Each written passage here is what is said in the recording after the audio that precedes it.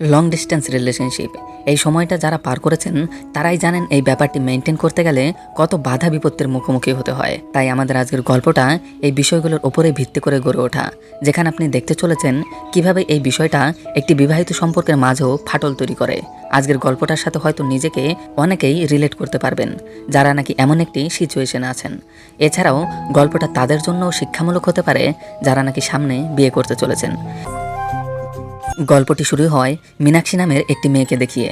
সে superstar রজনীকান্তের বিশাল বড় fan. আজকে কিছুক্ষণের মধ্যেই নাকি ছেলেপক্ষ তাকে দেখতে আসবে। আনন্দের ব্যাপারে আরও বললে বলা যায় তার মধ্যে এখনও ম্যাচিউরিটির অভাব আছে।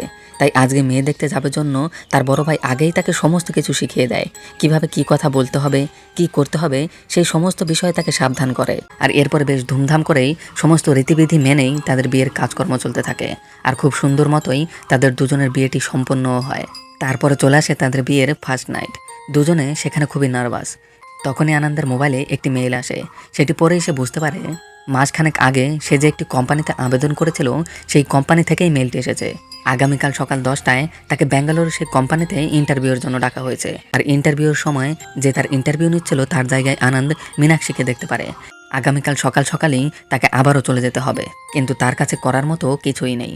সে শুধুমাত্র মীনাক্ষীকে সরি বলা ছাড়া আর কিছুই বলতে পারে না। এবং এত কাজের ফাঁকেও সে মীনাক্ষীকে সময় দিতে শুরু করেছে। একদিকে ভালোই হলো, ছেলেটা বলতে তো পারবে বিয়ের আগে প্রেম না করলেও বিয়ের পরে তার বউয়ের সাথে জুটিয়ে প্রেম করেছে। আর একদিন আনন্দ মীনাক্ষীকে একটি পুলিশ ড্রেস গিফট করে এবং এদিকে সে নিজে হ্যান্ডক্যাপ পরে নেয়। মূলত বিষয়টা হলো তাদের বর্তমানে কথাবার্তা তো ভিডিও কলের মাধ্যমেই, যার জন্য একদিন বৌদি মীনাক্ষীর ঘরে ঢুকে আনন্দকে এভাবে দেখতে পায় এবং সে বেশ অবাক হয়। আর তাকে দেখে আনন্দ হতভম্ব হয়ে যায়। বলতে বলতে আবার সেখানে আনন্দের মাও চলে আসে। আর তখনই সেখানে পেছন থেকে মীনাক্ষী পুলিশের ড্রেস পরে বের হয়। তো এখানে ব্যাপারটা কি ঘটছে সেটা হয়তো তোমরা বুঝেই গিয়েছো।